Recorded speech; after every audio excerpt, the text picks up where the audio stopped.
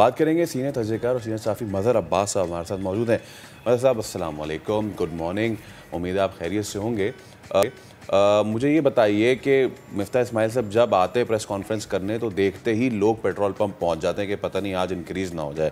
لوگوں کا psychological pressure اتنا بڑھتا جا رہا ہے، غریب چھوڑ دیں، middle class, upper middle class بھی اب جو ہے وہ ہل چکی بری طریقے سے۔ سچویشن کہاں جاتے دیکھ رہے ہیں مظہر صاحب؟ جی بہت بہت شکریہ اور صبح بخیر۔ پیٹرول پمپ پہ تو اب لوگ ویسے ہی دیکھنے جاتے ہیں کیونکہ پیٹرول ڈلوانے کی اب بہت سے لوگوں میں ہمت نہیں رہی، اور چونکہ ہمارے یہاں کوئی پبلک ٹرانسپورٹ کا پراپر سسٹم نہیں ہے، بسز پراپر نہیں ہیں، کوئی بھی ایسی چیز جو عام آدمی کو تھوڑا سا بھی ریلیف دیتی ہو وہ آپ کے یہاں موجود نہیں ہے۔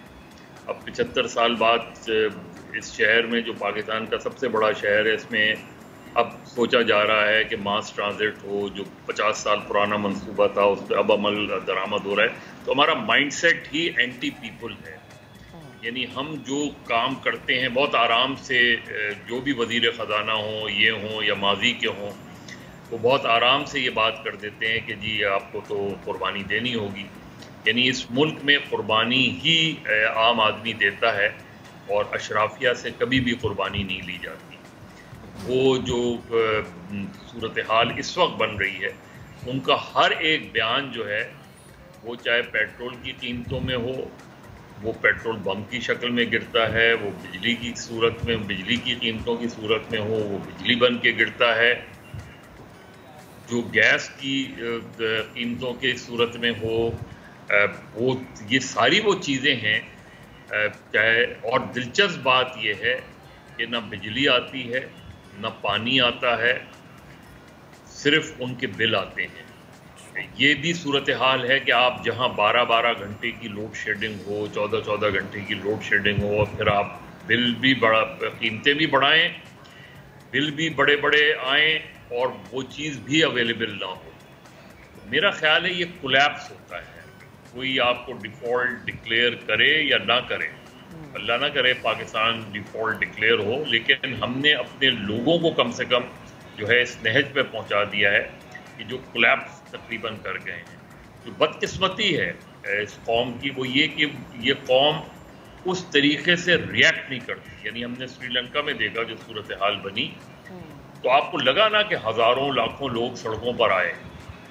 یہاں آپ نے دیکھا، کبھی دیکھا آپ نے، آپ جاتے ہیں پریس کلب کے سامنے 500 600 لوگ، 200 250 لوگ مظاہرہ کر لیتے ہیں، اللہ اللہ خیر صلی اللہ۔ تو ہمارا جو رویہ ہے مجموعی طور پہ وہ ریاست سے جو ہے وہ لا تعلقی کا رویہ بنتا جا رہا ہے، اور یہ صورتحال جو ہے یہ کسی بھی طریقے سے بھی کسی بھی ریاست کے لیے، کسی بھی حکومت کے لیے جو ہے یہ تشویش کا باعث ہونی چاہیے۔ اس میں میرے خیال میں ہماری جو پالیسیز، ظاہر ہے اس وقت جو کوئی بھی گورنمنٹ نہیں چاہے گی کہ صورتحال اتنی خراب ہو، لیکن پہلی چیز یہ کہ آپ نے اس صورتحال کو اپنے اوپر خود سوار کیا۔ ایک گورنمنٹ تھی، اچھی تھی، بری تھی، اس کو اس کا ٹینیور کمپلیٹ کرنے دیتے، وہ جو بھی پالیسیز بناتے اس کے اچھے اور برے کے وہ ذمہ دار ہوتے۔ آج وہ یہ دعویٰ نہیں کر رہے ہوتے کہ جی ہماری اگر حکومت آپ ختم نہیں کرتے تو ہماری جو پالیسیز تھیں وہ بہت اسموتھ جاری تھیں۔ آپ یہ نہیں کہہ سکتے آج ان کے خلاف جو ہے ان کی حکومت کا تختہ الٹنے کے بعد یہ نہیں کہہ سکتے، چاہے وہ آئینی راستے سے ہی ہو، کہ جی یہ سب کر کے گئے ہیں۔ تو یہ جو صورتحال ہے یہ اس موجودہ حکومت کے لیے، جو کہ اتحادی جماعتوں کی کئی جماعتوں کی حکومت ہے، اس کے لیے میرا خیال ہے مشکل ترین صورتحال ہے۔ آپ بالکل مشکل فیصلے کر رہے ہیں، آپ غیر مقبول فیصلے کر رہے ہیں۔ پرابلم یہ ہے کہ لوگوں کو آج سے 2 سال بعد بھی اگر آپ کی گورنمنٹ رہے تو لوگوں کو وہ ڈیلیور نہیں ہوگا، وہ ڈیلیورنس جو ہے وہ نہیں ہوگی صورتحال۔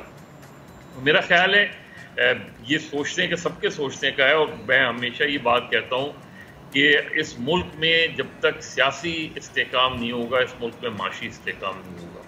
تو ہم نے جو صورتحال پچھلے چند ماہ میں کی ہے اس سے سیاسی عدم استحکام بڑھا ہے، اور ظاہر ہے جب سیاسی عدم استحکام بڑھا ہے تو ایک معیشت جو آلریڈی ہی نیچے جاتی ہوئی معیشت تھی وہ مزید نیچے چلی گئی ہے. اور اب چونکہ جو بھی انویسٹر ہوگا، جو بھی آئے گا، وہ یہی سوچے گا کہ یہ تو ایک انٹرم سیٹ اپ ہے، یہ تو گورنمنٹ ابھی 1 سال کے لیے، چند ماہ کے لیے، تو اس سے ہم کیسے ایگریمنٹس آگے بڑھائیں ان چیزوں سے. تو میرا خیال ہے پاکستان جو ہے وہ اس وقت سب سے مشکل ترین صورتحال میں ہے. اور آپ دیکھ لیں کہ پچھلے چند ماہ میں پنجاب جیسے صوبے میں جو پاکستان کا سب سے بڑا صوبہ ہے، وہاں اس وقت جو صورتحال ہے، اسمبلی میں دیکھ لیں، پنجاب گورنمنٹ کی دیکھ لیں کہ وہ کل اپنا بجٹ پیش نہیں کر سکے. تو میرا خیال ہے یہ کسی بھی طریقے سے، یہ سارے سگنلز جو ہیں وہ کسی بھی طریقے سے مثبت اشارے نہیں دے رہے، اور یہ صورتحال سب کے لیے تشویشناک ہونی چاہیے. ٹھیک. تو مظہر صاحب، آپ کا انالیسس کیا کہتا ہے؟ اب آگے آنے والے وقت میں ہم کیا دیکھیں گے؟ جلد الیکشن، کیونکہ آپ نے خود ہی کہا کہ سیاسی استحکام بے حد ضروری ہے.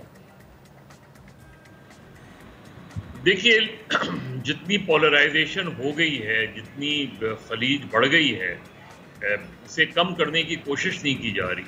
یعنی سب بیٹھ کے مسئلے کو حل کرنے کی کوشش نہیں کر رہے. زبانی جمع خرچ تو سب کا چلتا ہے، یعنی زبانی طور پہ وزیر اعظم بھی یہ بات کہتے ہیں، چارٹر آف اکانومی کی بات کرتے ہیں، سیاسی استحکام کی بات کرتے ہیں، لیکن گراؤنڈ پہ ہمیں نظر آتا ہے کہ وہی الزام تراشیاں ایک دوسرے پہ، وہی ایک دوسرے کو، کسی کو چور ڈاکو کہنا، کسی کو سلیکٹڈ کہنا، کسی کو امپورٹڈ کہنا.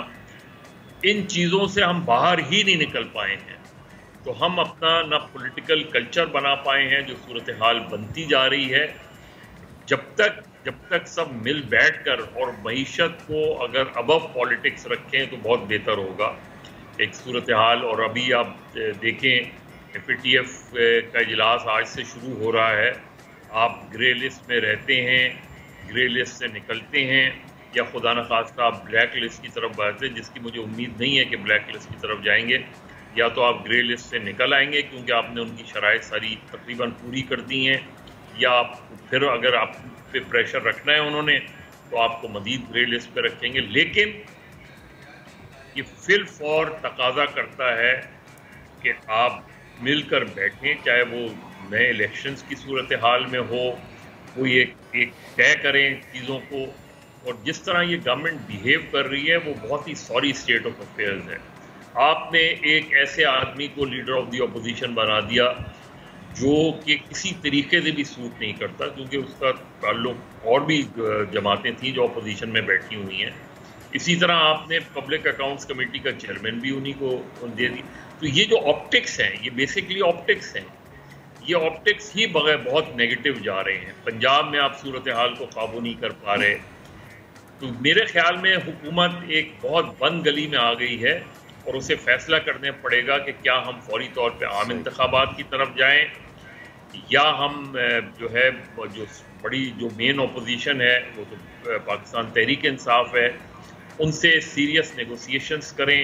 اور دوسری طرف بھی رویوں کو تبدیل. اب عمران خان جس طرح چیف الیکشن کمشنر کے بارے میں یہ باتیں کر رہے ہیں، تو سب سے پہلے تو وہ یہ اعتراف کریں کہ ان کو لانے والے تو وہ خود تھے، وہ تو خود ہی تھے. یہ اب کل انہیں جو ہے وہ پرانے دوست یاد آ رہے ہیں، کل انہیں حامد خان یاد آئے، انہیں نجیب ہارون یاد آئے، عین ممکن ہے انہیں جسٹس وجیہ الدین بھی یاد آئیں. یہ لوگ ایسے لوگ اس وقت یاد آتے ہیں کسی بھی لیڈر کو، کسی بھی جماعت کو، جب وہ مشکل میں ہوتی ہے. اور جب وہ وقت تھا جس وقت یہ لوگ یہ کہہ رہے تھے کہ آپ غلط سمت پہ جا رہے ہیں، اس وقت ان کو نکال دیا گیا اور ان کو رکھ لیا گیا جن کو آج خان صاحب کہہ رہے ہیں یہ غلط لوگ. صحیح. مظہر صاحب، دیر کے سویر اگر الیکشنز ہوتے ہیں، کسی پارٹی کو اکثریت لیتے دیکھتے ہیں یا پھر دوبارہ کولیشن کی طرف جائیں گے؟ دیکھیں، کہنا ظاہر الیکشن کی اپنی ڈائنامکس ہوتی ہیں. الیکشن جلسے جلوسوں سے بڑے مختلف ہوتے ہیں. الیکشن میں 2-3 چیزیں بہت امپورٹنٹ ہوتی ہیں. اگر آپ پنجاب اٹھا لیں تو پنجاب میں جہاں پارٹی کی اہمیت ہوتی ہے، پارٹی کو ووٹ پڑتا ہے، اس سے زیادہ ووٹ پڑتا ہے وہاں خاندانوں کو ووٹ پڑتا ہے، چاہے وہ چودھریز ہوں، چاہے وہ آرائی ہوں، چاہے وہ کشمیری ہوں، چاہے وہ جاٹ ہوں.